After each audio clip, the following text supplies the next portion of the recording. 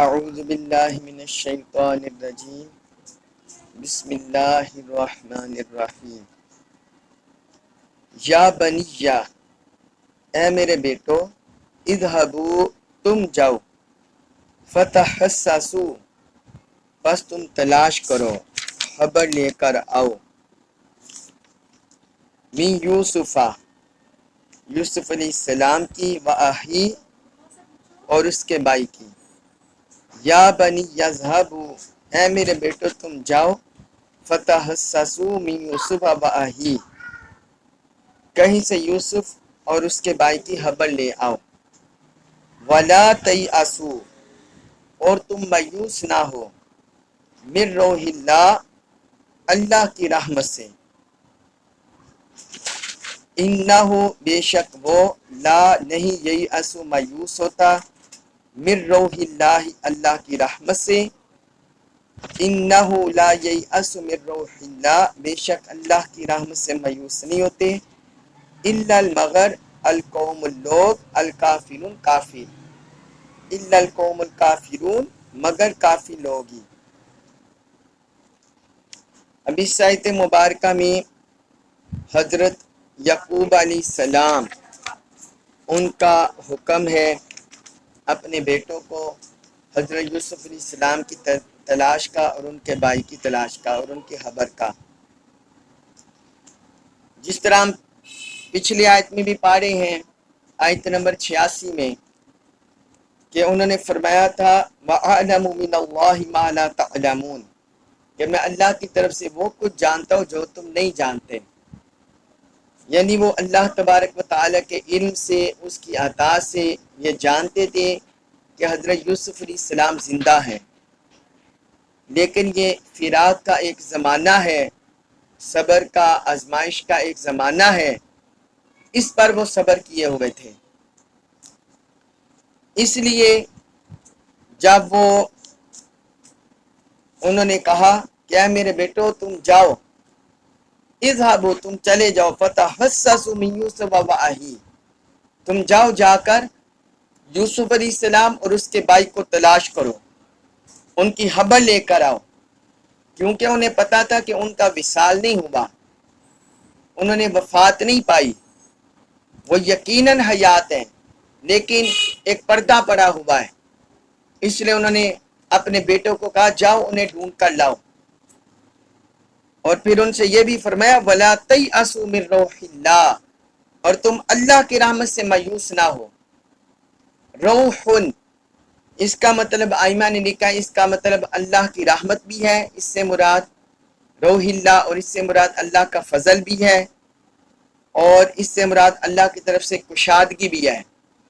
تو انہوں نے فرمایا وَلَا تَيْأَسُوا مِن رَوْحِ اللَّهِ، تم اللہ کی رحمت سے مایوس نہ ہو۔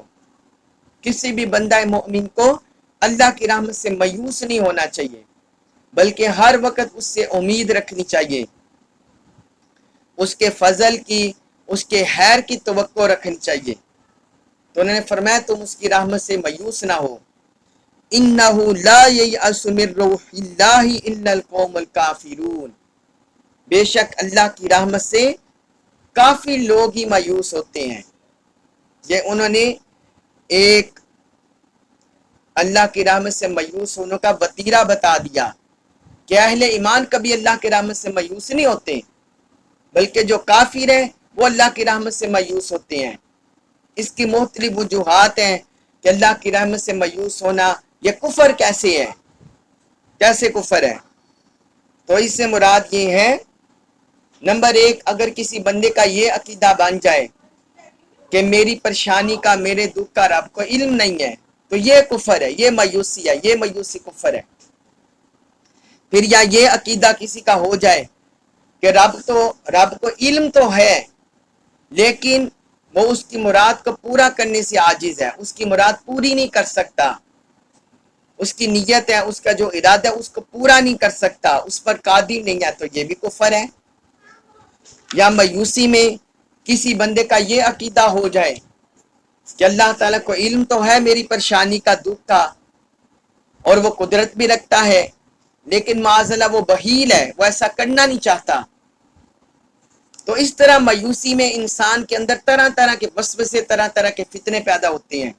یہ کفر کی صورتیں ہیں، یہ کفر کی صورتیں ہیں.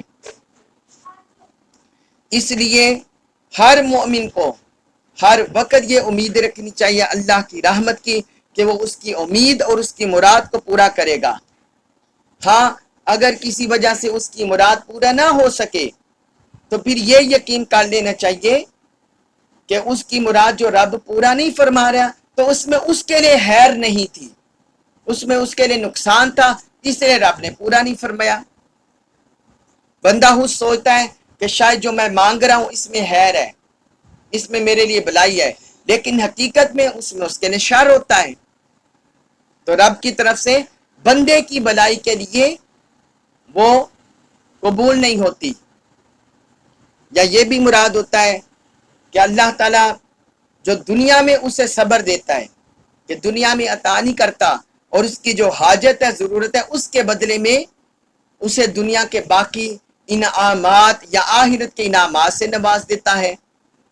اس لیے بندہ مومن کو کبھی بھی مایوس نہیں ہونا چاہیے.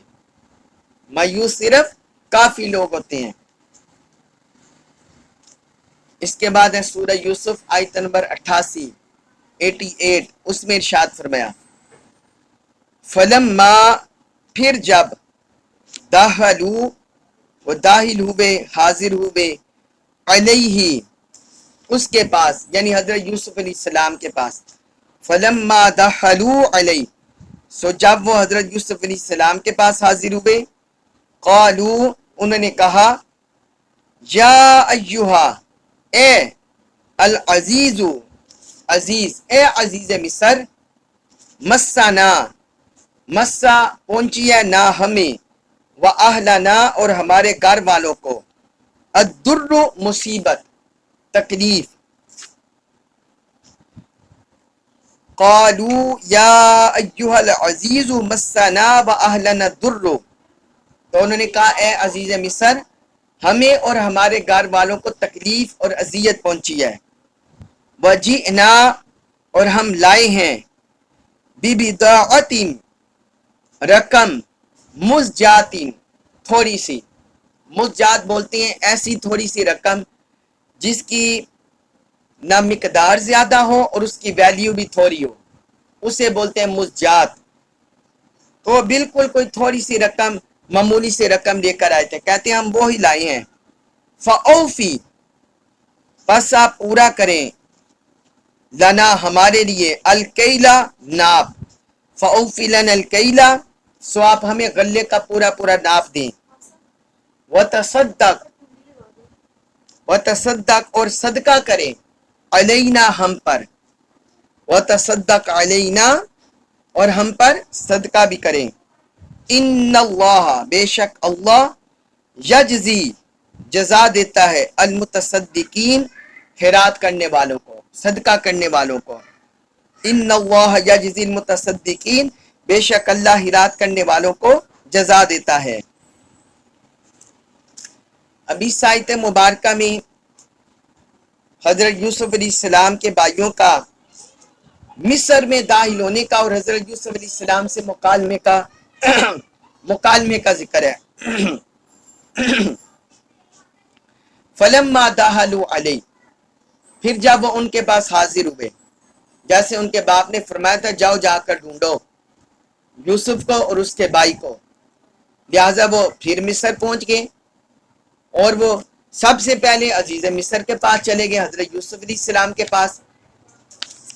وہ اس لیے وہاں پہنچے کہ ہم ان کا رویہ دیکھیں گے، اگر تو انہوں نے ہم سے نرمی کا برتاؤ کیا تو ہم ان سے یوسف کے بارے میں بھی پوچھ لیں گے، بنیامین کے بارے میں بھی پوچھ لیں گے، اور اگر انہوں نے سختی اختیار کی، سخت رویہ رکھا تو ہم خاموش رہیں گے. اس لیے وہ حضرت یوسف علیہ السلام کے پاس پہنچ گئے. تو وہاں ان سے کہنے لگے یا ایھا العزیز مسنا و اہلنا الضر، کہنے لگے اے عزیز مصر، ہمیں اور ہمارے گھر والوں کو تنگی تکلیف پہنچی ہے. کیونکہ اس وقت قحط سالی تھا، قحط کا زمانہ تھا، تنگ دستی تھی، تو اس لیے انہوں نے کہا کہ ہم مفلوق الحالی میں ہیں، ہمارے پاس غلہ بھی تھوڑا ہے، اناج بھی تھوڑا ہے، اور ہمیں غلے کی شدید حاجت ہے۔ تو یہ انہوں نے سوال کر دیا۔ اب اس سے ہمیں یہ پتہ چلا کہ جب انسان پر کوئی تنگی تکلیف آئے تو وہ اس کا اظہار کسی دوسرے انسان کے سامنے کر سکتا ہے جو اس کی تنگی تکلیف کا مداوع کرے، بشرطے کہ اس میں اللہ کی بارگاہ میں شکایت نہ ہو، اللہ کی بارگاہ میں شکایت نہ ہو، بلکہ وہ ایک وسیلہ ذریعہ سمجھتے ہوئے کسی بندے کے سامنے اپنی تنگی تکلیف کو ذکر کر دے جو اس کا مداوع کرے۔ جس طرح دیکھیں ہم جب بیمار ہوتے ہیں ڈاکٹر کے سامنے اپنی تکلیف ذکر کر دیتے ہیں، اپنی بیماری ذکر کر دیتے ہیں، تو یہ اس طرح کرنا یہ جائز ہوتا ہے، یہ جائز ہوتا ہے، اس میں کوئی ناشکری اور اس طرح رب کی نافرمانی نہیں ہوتی۔ اس میں ایک حدیث مبارک بھی ہے، حضرت قبیصہ بن محارق رضی اللہ عنہ وہ بیان کرتے ہیں کہ رسول اللہ صلی اللہ علیہ وسلم نے فرمایا، اے قبیصہ، سوال کرنا صرف 3 شخصوں میں سے کسی ایک کے لیے جائز ہے۔ یعنی کوئی بندہ اگر دستے سوال کرے، کسی کے سامنے دستے سوال دراز کرے تو 3 شخصوں کے لیے جائز ہے۔ ایک وہ شخص جو مقروض ہو، وہ اپنے قرض کی ادائیگی کرے، کسی دوسرے بندے سے ہیلپ لے لے، اس کے سامنے اپنے قرض کے بارے میں بتا دے، اس سے ہیلپ لے لے۔ دوسرا وہ شخص جس کا تمام مال کسی آفت کی وجہ سے ہلاک ہو گیا، کوئی زمینی آسمانی آفت آ گئی، ایکسیڈنٹ ہو گیا، کسی وجہ سے بھی اس کا مال تلف ہو گیا، وہ ہلاک ہو گیا ہو، تو پھر وہ سوال کر سکتا ہے۔ اور تیسرا وہ شخص جو فاقہ سے ہو، جو فقر و فاقہ میں ہو، تنگی ہو، تکلیف ہو، اس کے کھانے کی ضروریات اس کو اور اس کے بیوی بچوں کی پوری نہ ہوتی ہو، فاقہ ہو، فاقہ کشی ہو، تو بھی سوال کر سکتا ہے۔ اور آگے فرمایا، اور اس کی قوم میں سے 3 آدمی یہ گواہی دے کہ یہ فاقہ سے ہے۔ اے قبیصہ، ان کے علاوہ جو شخص سوال کر کے کھائے گا وہ حرام کھائے گا۔ یعنی ان 3 شخصوں کو حضور نے اجازت دے دی۔ یہ صحیح مسلم حدیث ہے، حدیث نمبر 1044، اور سنن نبی داؤد میں بھی ہے، حدیث نمبر 640۔ تو ان کو اجازت دے دی، جو مقروض ہو، جس کا مال ہلاک ہو گیا ہو، اور تیسرا جو فاقے سے ہو۔ تو باقی جو گداگر ہوتے ہیں یا اس طرح بیکاری ہوتے ہیں، جنہیں مانگنے کی اس طرح وہ عادت بنا لیتے ہیں، یا جن کے پاس سہولیات ضروریات ہوتی ہیں لیکن اس کے باوجود، یا اللہ تعالیٰ نے انہیں صحت توانائی دی ہوتی ہے، اس کے باوجود لوگوں سے مانگتے ہیں اور اس طرح کے مجبور نہیں ہوتے، تو ان کے لیے مانگنا حرام ہے، ان کے لیے مانگنا حرام ہے۔ تو یہی سوال ان کے بھائیوں نے عزیز مصر سے کیا، اور پھر انہوں نے آگے کہا، وَجِئْنَا بِبِضَاعَةٍ مُزْجَاةٍ، اور ہم آپ کے بعد تھوڑی سی رقم بھی لائے ہیں، معمولی سی رقم ہے ہمارے پاس ہماری ضروریات پورے کرنے کے لیے جو غلہ لینا ہے اس کے لیے بھی ہمارے پاس پوری رقم نہیں ہے، بس تھوڑی سی رقم ہے۔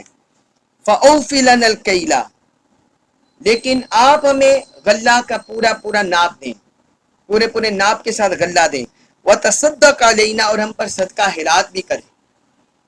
انہوں نے کہا کہ آپ بڑے رحیم ہیں، کریم ہیں، نرم دل ہیں، تو ہم تھوڑی سی رقم لائے ہیں لیکن آپ ہمیں پورا غلہ دیں جو ہماری ضروریات کے لیے کافی ہو، بلکہ اس سے بھی بڑھ کر، کیونکہ آپ صاحب فضل ہیں اور آپ کریم ہیں، لہذا اس سے بھی بڑھ کر ہمیں اپنے فضل کرم سے عطا کریں۔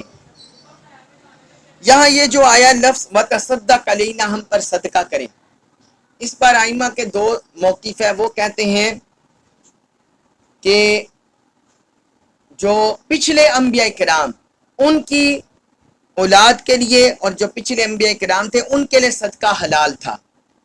یہ امام ابو سلیمان الدمشقی، امام ابو الحسن الماوردی اور ابو یعلا نے کہا ہے کہ حضور صلی اللہ علیہ وسلم سے پہلے جو انبیاء کرام تھے ان کے لیے صدقہ حلال تھا، جبکہ حضور صلی اللہ علیہ وسلم نے اپنے لیے، اپنی آل کے لیے صدقہ حرام کر دیا ہوا ہے کہ ہم پر یہ حلال نہیں ہے۔ تو پچھلے انبیاء کرام کے لیے حلال تھا. ایک اس کا یہ معنی ہے، اور دوسرا اس کا یہ معنی بھی انبیاء مفسرین نے بیان کیا ہے کہ اس سے مراد ان کی حقیقتاً صدقہ مراد نہیں تھی کہ آپ ہمیں صدقہ ہی دیں، بلکہ اس سے مراد ہے کہ وہ کہہ رہے تھے آپ اپنے کرم سے، اپنی نرم دلی سے، اپنی رحمت سے ہمیں مزید عطا کریں، کیونکہ آپ صحیح ہیں، لہٰذا اپنی صحابت سے ہمیں مزید جو حق بنتا ہے ہمارے اناج کا اس سے زیادہ عطا کریں. پھر آگے وہ کہنے لگے مزید ان اللہ یجزی المتصدقین، بے شک اللہ خیرات کرنے والوں کو جزا دیتا ہے. اب یہ دیکھیے انہوں نے بڑا ایک گول مول جملہ بولا، حالانکہ وہ حضرت یوسف علیہ السلام عزیز مصر سے سوال کر رہے تھے، تو براہ راست انہیں دعا نہیں دی حضرت یوسف علیہ السلام کو. کیوں؟ کیونکہ جو بادشاہ مصر تھا اس کا جو عقیدہ درست نہیں تھا، اس کا عقیدہ درست نہیں تھا، وہ کافر تھا، اور کافر کو آخرت میں اجر نہیں ملتا. اور بادشاہ کی چونکہ سلطنت تھی، اس لیے انہوں نے توریاتن یہ جملہ بولا کہ جو صدقہ خیرات کرتے ہیں اللہ تعالیٰ انہیں جزا دیتا ہے. یعنی براہ راست ان کے لیے دعا نہیں کی، لیکن توریاتن کلام میں جھوٹ سے بچنے کے لیے انہوں نے یہ خیرات کرنے والوں کے لیے دعائیہ کلمات کہہ دیے، دعائیہ کلمات کہہ دیے. اس کے بعد سورہ یوسف آیت نمبر 89، اس میں فرمایا قال فرمایا حل کیا علم تمہیں معلوم ہے، تم جانتے ہو، ما کیا فعلتم تم نے کیا، یوسف یوسف علیہ السلام کے ساتھ، وَأَخِیہِ اور اس کے بھائی کے ساتھ.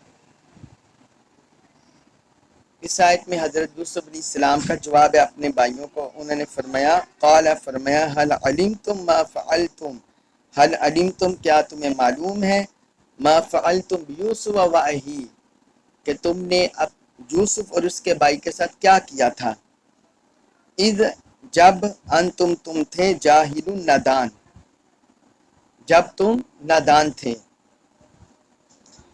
آیت نمبر 90 بھی ہم ساتھ پڑھ لیتے ہیں، وہ بھی ساتھ مضمون ملتا ہے. قالو وہ بولے اِنَّکَ کیا، اِنَّکَ بے شک آپ ہیں، لَأَنْتَ آپ ہی، یوسف یوسف. قالوا اِنَّکَ لَأَنْتَ یوسف وہ بولے کیا واقعی تم ہی یوسف ہو. قال انہوں نے فرمایا انا میں ہوں یوسف یوسف. انہوں نے فرمایا ہاں میں یوسف ہوں. وہذا اور یہ ہے اخی میرا بھائی، وہذا اخی اور یہ میرا بھائی ہے. قد بے شک من اللہ من احسان فرمایا اللہ اللہ نے، علینا علی اوپر نہ ہمارے، قد من اللہ علینا بے شک اللہ نے ہم پر احسان فرمایا ہے. انہو بے شک وہ، میں جو شخص یتقی اللہ سے ڈرتا ہے، ویصبر اور صبر کرتا ہے. انہو من یتقی ویصبر بے شک جو شخص اللہ سے ڈرتا اور صبر کرتا ہے، فإنہ تو بے شک اللہ اللہ، لا نہیں یضیع ضائع کرتا، اجر المحسنین نیکوکاروں کا. فإن اللہ لا یضیع اجر المحسنین تو بے شک اللہ نیکوکاروں کا اجر ضائع نہیں کرتا. پچھلی آیتوں میں ہم پڑھے ہیں کہ حضرت یوسف علیہ السلام کے بھائیوں نے حضرت یوسف علیہ السلام کے سامنے لجاجت کی اور انہوں نے ان سے سوال کیا غلے کا اور صدقہ خیرات کا. اب آگے حضرت یوسف علیہ السلام کا جواب ہے آیت نمبر 99 سے. انہوں نے فرمایا قال انہوں نے فرمایا حل علمتم کیا تمہیں معلوم ہے، ما فعلتم یوسف وأخیہ کہ تم نے یوسف اور اس کے بھائی کے ساتھ کیا کیا تھا. اب یہ حضرت یوسف علیہ السلام نے یہ انہیں اس لیے ماضی یاد کرا دیا ہے کیونکہ ان کا دل پسیج گیا تھا، نرم ہو گیا تھا. جب انہوں نے کہا سالی کے مزید حالات سنے اور اپنے باپ کی صورتحال سنی تو ان کا دل مزید نرم ہو گیا. اس لیے انہوں نے اپنے بھائیوں سے کہا کہ کیا تمہیں معلوم ہے کہ تم نے یوسف اور اس کے بھائی کے ساتھ کیا کیا تھا؟ یہ اسی طرح ہے جس کا ذکر سورہ یوسف آیت نمبر 15 میں بھی گزر چکا ہے کہ اللہ تعالیٰ نے انہیں پہلے ہی فرما دیا تھا وَأَوْحَيْنَا إِلَيْهِ لَتُنَبِّئَنَّهُمْ بِأَمْرِهِمْ هَٰذَا وَهُمْ لَا يَشْعُرُونَ. اور ہم نے یوسف کی طرف کنبے میں یہ وحی کی کہ ایک وقت آئے گا تم ان کو ان کے امر سے ضرور آگاہ کرو گے. وَهُمْ لَا يَشْعُرُونَ. اور انہیں اس وقت شعور نہیں ہوگا. یعنی جس وقت حضرت یوسف علیہ السلام کنبے میں تھے تو رب نے اسی وقت ان کی طرف وحی کر دی کہ آپ یہاں سے صحیح سلامت نکلیں گے اور اپنے بھائیوں کو ان کا ظلم یاد کرائیں گے. تو اب یہ وقت آ گیا تھا کہ حضرت یوسف علیہ السلام ان سے پوچھتے کہ تم بتاؤ تو صحیح کہ تم نے یوسف اور اس کے بھائی کے ساتھ کیا کیا تھا. اذ انتم جاہلون. جب تم نادان تھے، جب تم جاہل تھے. اس سے مراد یہ ہے کہ وہ تکبر کی جہالت میں گرفتار تھے یا وہ خواہشات نفسانیہ اس کی نادانی میں گرفتار تھے اور یا وہ اللہ کی نافرمانی، اپنے والد کی نافرمانی، اس کے عذاب سے اور صلہ رحمی کے جو تقاضے ہوتے ہیں اس سے ناواقف تھے. تو یہ مختلف جہتیں تفاسیر بن سکتے ہیں مختلف پہلوؤں سے. اذا انتم جاہلون. جب تم نادان تھے. اس کا یہ معنی بھی ہو سکتا ہے کہ مستقبل میں تمہارے ساتھ کیا ہونے والا ہے تم اس وقت تمہیں نہیں پتا تھا. تو اللہ تعالیٰ نے تو انہوں نے فرمایا اذا انتم جاہلون. جب تم نادان تھے. قالوا اِنَّكَ لَأَنْتَ یوسف. جس وقت انہوں نے یہ جواب سنا تو وہ چونک گئے. تو انہوں نے غور و خوض کیا تو پھر وہ کہنے لگے اِنَّكَ لَأَنْتَ یوسف. کیا تم یوسف ہو؟ یعنی وہ تعجب کے انداز میں بولے. انہوں نے تو اپنے خیال میں حضرت یوسف علیہ السلام کو کنبے میں ڈال دیا تھا تو ان کے خیال میں تو حضرت یوسف علیہ السلام معاذ اللہ مر کھپ گئے تھے، مگر وہ ان کے سامنے صحیح سلامت کھڑے تھے. تو اس بارے میں مفسرین نے بیان کیا ہے کہ انہوں نے کیسے پہچانا. حضرت یوسف علیہ السلام کے جو دانت تھے سامنے کے دانت، اس سے انہوں نے پہچانا. اور بعض نے کہا کہ حضرت یوسف علیہ السلام کے ماتھے پر تل کی نشانی تھی اور یہ جو تل کی نشانی ہے یہ حضرت یعقوب، حضرت اسحاق اور حضرت سارہ کے ماتھے پر بھی اس طرح کی نشانی تھی. لہٰذا جب حضرت یوسف علیہ السلام نے اپنے سر سے تاج اتارا تو انہوں نے وہ ماتھے پر تل کا نشان دیکھ لیا. تو وہ کہنے لگے کیا آپ یوسف ہیں؟ قال انا یوسف وھذا اخی. انہوں نے فرمایا ہاں میں یوسف ہوں اور یہ میرا بھائی ہے. یہاں انہوں نے صرف اس طرح جواب نہیں دیا کہ میں وہی ہوں، ہاں میں وہی ہوں، نعم انا ہوا، نہیں، بلکہ انہوں نے اپنے نام سے تعارف کروایا. اس میں بڑی حکمت تھی کہ اپنے نام سے جو انہوں نے تعارف کروایا کہ اپنے بھائیوں کو باور کروانا کہ جس بھائی پر تم نے ظلم و ستم کیا اور اسے اندھے کنویں میں ڈال دیا تو دیکھو اب وہ صحیح سلامت تمہارے سامنے کھڑا ہے. تو یہ انہوں نے حضرت یوسف علیہ السلام نے انہیں جواب دیا. کہنے لگے ہاں میں یوسف ہوں، یہ میرا بھائی ہے. قد من اللہ علینا. بے شک اللہ نے ہم پر احسان کیا ہے. دنیا میں جو انعامات ہیں وہ بھی عطا فرما دیا اور آخرت میں انعامات ہیں وہ بھی ہمارے لیے رکھے ہیں. فرماتے ہیں اللہ نے ہم پر احسان کر دیا ہے. إِنَّهُ مَن يَتَّقِ وَيَصْبِرْ فَإِنَّ اللَّهَ لَا يُضِيعُ أَجْرَ الْمُحْسِنِينَ. آگے انہوں نے ایک قاعدہ کلیہ بتا دیا اور ایک ایمانی مضبوطی اس کے طرف اشارہ کر دیا. فرماتے ہیں جو شخص بھی تقوی اختیار کرتا ہے اور صبر کرتا ہے. تقوی سے مراد ہے اللہ کی نافرمانی سے بچنا، گناہوں سے بچنا، معاصی سے بچنا. تو فرمایا جو شخص بھی تقوی اختیار کرتا ہے ان پیرامیٹرز پر، وَيَصْبِرْ اور وہ صبر کرتا ہے لوگوں کی طرف سے یا زمانے کی نظروں سے یا زمانے کے باتوں کرنے سے وہ ان باتوں پر صبر کرتا ہے، وہ غصے میں اور اس طرح ناشکری میں، ان جذبات کی روح میں نہیں بہ جاتا، بلکہ وہ تقوی اختیار کرتا ہے اور صبر کرتا ہے۔ فَإِنَّ اللَّهَ لَا يُضِيعُ أَجْرَ الْمُحْسِنِينَ، تو بے شک اللہ نیکوکاروں کا اجر ضائع نہیں کرتا۔ تو انہوں نے گویا اس سے اپنی طرف بھی اشارہ کر دیا کہ چونکہ میں نے بھی وہ دیکھے نا زلیخا نے کیسے کیسے پھنسانا چاہا، تو انہوں نے کہا چونکہ میں نے اپنے دامن کو بچائے رکھا، گناہوں سے پاک صاف رہا، تو اس لیے جو شخص بھی تقوی اختیار کرتا ہے اور جو معاشرے میں افراد اس پر ظلم کرتے اس پر صبر کرتا ہے، تو اللہ نیکوکاروں کا اجر ضائع نہیں کرتا۔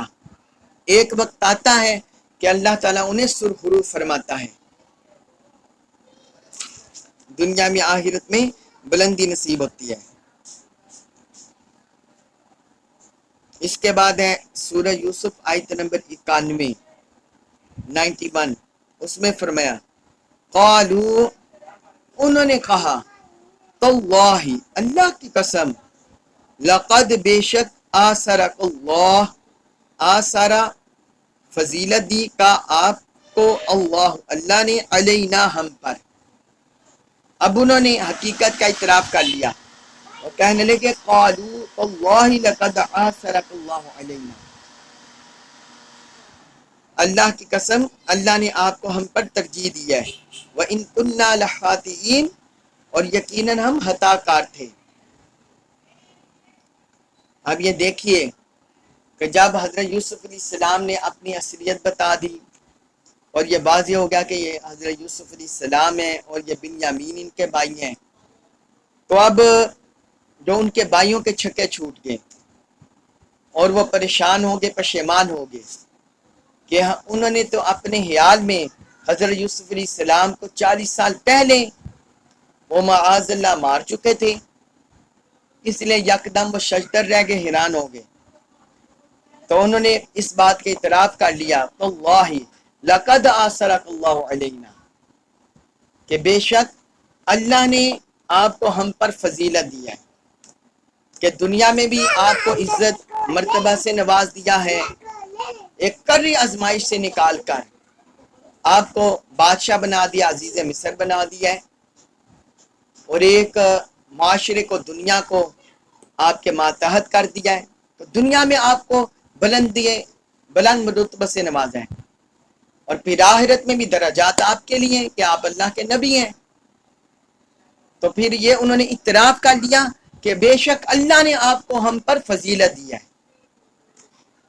تو اس کا مطلب یہ ہوا، اس سے ہمیں یہ ایک نقطہ سمجھ آیا کہ اگر ایک شخص کی 5-10 بیٹے ہوں، بیٹیاں ہوں، تو ان میں سے ہر بندہ اپنے ایمان، اپنے اعمال صالحہ کے لحاظ سے مختلف درجات رکھتا ہے۔ کسی کو زیادہ درجات، بلندی درجات نصیب ہوتے ہیں کثرت سے، اور کوئی تھوڑا رہ جاتا ہے، کوئی درمیانہ رہ جاتا ہے، کوئی کمتر رہ جاتا ہے۔ تو یہ اللہ کی جو ہدایت ہے، نور ہے، اس کو جتنا بندہ اخذ کرتا ہے اتنا ہی رب کی بارگاہ میں معرفت پا جاتا ہے۔ تو بالآخر ان کے بھائی مان گئے، وہ کہنے لگے کہ اللہ نے آپ کو ہم پر فضیلت دی ہے۔ وَإِن كُنَّا لَخَاطِئِينَ، اور یقیناً ہم خطا کار تھے۔ خاطی بولتے ہیں، خاطی کہ جو بندہ، جو شخص قصدن گناہ کرے، نافرمانی کرے، اسے بولتے ہیں خاطی۔ اور ایک مخطی ہوتا ہے کہ جس سے کوئی گناہ خطا سرزد ہو جائے۔ تو چونکہ انہوں نے حضرت یوسف علیہ السلام کے ساتھ بچپن میں جو کچھ بھی کیا تھا، قصدن ارادتاً کیا تھا، ان پر ظلم، اور انہیں اپنی راہ سے ہٹانے کے لیے ہتھ کنڈے، اس لیے وہ کہنے لگے کہ جو ہمارا ماضی گزرا ہے ہم یقیناً خطا کار تھے، یعنی انہوں نے اپنے گناہ کا اعتراف کر لیا۔ تو اپنے گناہ پر، نافرمانی پر، خطا پر پشیمان ہونا، یہ بھی اللہ کی بارگاہ میں پسندیدہ ہے، پسندیدہ اللہ کی بارگاہ میں۔ تو انہوں نے کہا ہم خطا کار تھے۔ آگے سورہ یوسف آیت نمبر 92 فرمایا فرمایا حضرت یوسف علیہ السلام نے، لا تصریبہ، لا نہیں ہے تصریبہ کوئی ملامت، لا تسریبہ کوئی ملامت نہیں ہے، علیکم تم پر، الیوم آج، قال لا تسریب علیکم اليوم، یوسف علیہ السلام نے فرمایا آج کے دن تم پر کوئی ملامت اور گرفت نہیں ہے۔ یغفر اللہ لکم، یغفر مغفرت فرمائے، اللہ اللہ، لکم تمہاری، یغفر اللہ لکم اللہ تمہاری مغفرت فرمائے، وہو اور وہ ہے ارحم سب سے بڑھ کر مہربان، الراحمین سب مہربانوں سے، وہو ارحم الراحمین اور وہ سب مہربانوں سے زیادہ مہربان ہے، سب رحم کرنے والوں سے زیادہ رحم کرنے والا ہے۔ تو پیچھے چونکہ حضرت یوسف علیہ السلام کے بھائیوں نے ندامت سے، پشیمانی سے اپنی خطا کا اقرار کر لیا، تو اب وہ تو شاطر تھے، چلاک تھے، اپنے والد کے نافرمان تھے، باپ کے ساتھ عداوت رکھنے والے تھے، حسد کرنے والے تھے۔ جب وہ پشیمان ہو گئے، نادم ہو گئے، تو حضرت یوسف علیہ السلام تو اللہ کے نبی تھے، برگزیدہ رسول تھے، اس لیے ان کی طرف سے جو اعلیٰ ظرفی ظاہر ہونی تھی وہ اپنے بھائیوں سے بڑھ کر ہونی تھی، تو لہٰذا انہوں نے فرمایا، قال فرمایا، لا تسریب علیکم اليوم، آج کے دن تم پر کوئی ملامت نہیں۔ تسریب بولتے ہیں کہ کسی شخص کو اس کا برا کام یاد دلا کر اس کو ملامت کرنا، یعنی اگر کسی بندے سے کوئی خطا سرزد ہوئی ہو، کوئی برا کام سرزد ہوا ہو، تو پیچھے چاہے گزر چکا ہو، معاملہ رفع دفع ہو چکا ہو، لیکن بعد میں بندہ اس کی عزت نفس مجروح کرنے کے لیے، اس کو نیچا دکھانے کے لیے، گھٹیا ظاہر کرنے کے لیے اس کے عیب کو اچھالتا پھرے، اسے بولتے ہیں تسریب۔ تو حضرت یوسف علیہ السلام نے فرمایا، لا تسریب علیکم اليوم، آج کے دن تم پر کوئی ملامت نہیں، اب جو ہو گیا ہو گیا، اب مٹی پا دو، آئندہ میں تم سے اس کا ذکر بھی نہیں کروں گا، لا تسریب علیکم اليوم۔ پھر آگے انہوں نے دعا فرمائی، یغفر اللہ لکم، اللہ تمہاری مغفرت فرمائے، کہ چونکہ تم نادم ہو گئے ہو، کیونکہ حضور صلی اللہ علیہ وسلم کی حدیث ہے، التائب من الذنب کمن لا ذنب لہ، کہ گناہ سے توبہ کر لینا اس طرح ہے کہ گویا اس بندے سے گناہ ہوا ہی نہیں، اور جو النادم توبہ تو ندامت پشیمان ہونا یہ بھی توبہ ہے۔ تو اس لیے پہلے انہوں نے اپنی طرف سے فرما دیا، اپنا دل سارا پاک صاف فرما دیا کہ تم پر کوئی مواخذہ نہیں، کوئی ملامت نہیں، پھر آگے ان کے لیے مغفرت کی دعا کر دی، کیونکہ وہ پشیمان نادم ہو گئے تھے۔ وَهُوَ أَرْحَمُ الرَّاحِمِينَ، اور وہ سب مہربانوں سے زیادہ مہربان ہے، یعنی حضرت یوسف علیہ السلام نے ساتھ یہ بھی رب کی صفت اور خصوصیت ذکر کر دی، وَهُوَ أَرْحَمُ الرَّاحِمِينَ، کہ جتنے بھی رحم کرنے والے ہیں، مہربانی کرنے والے، رب ان سب سے زیادہ مہربان ہے، رحم کرنے والے ہیں۔ تو انہوں نے اللہ کی صفت ارحم الراحمین سے اپنے بھائیوں کے لیے مغفرت چاہی، یہ اتنی اعلیٰ ظرفی کا، بلند اخلاق کا اور ایک روشن اسوہ کا انہوں نے مظاہرہ کیا حضرت یوسف علیہ السلام نے۔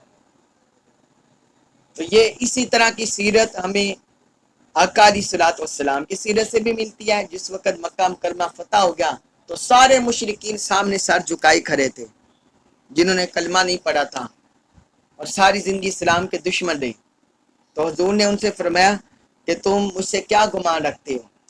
تو انہوں نے عرض کیا کہ آپ کریم ہیں، آپ کے باپ بھی کریم تھے، آپ کے دادا بھی کریم تھے، یعنی آپ کرم کرنے والے ہیں، آپ اعلیٰ حسب نسب کے مالک ہیں۔ تو اس وقت حضور صلی اللہ علیہ وسلم نے بھی سارے اہل مکہ کے لیے فرما دیا تھا، لا تسریب علیکم اليوم، کہ آج کے دن تم پر کوئی ملامت نہیں، جو تم نے برائی کے گناہ کیا تو کوئی مواخذہ نہیں، تو انہیں آزاد کر دیا۔ یہی حضرت یوسف علیہ السلام کے طریقہ کو اور ان کے قول کو حضور صلی اللہ علیہ وسلم نے فتح مکہ کے موقع پر ذکر کیا۔ اللہ تبارک و تعالی سے دعا ہے ہم سے جو غلطی کوتاہی کمی کوتاہی ہوئی اللہ پاک درگزر فرمائے، ہمیں قرآن مجید کا کامل فہم نصیب فرمائے، جو اس صورت میں ہمارے لیے سبق ہے رب اس کی معرفت نصیب فرمائے، اور ہمیں قرآن پر عمل پیرا ہونے کی توفیق عطا فرمائے۔ وما علیہ الا البلاغ المبین۔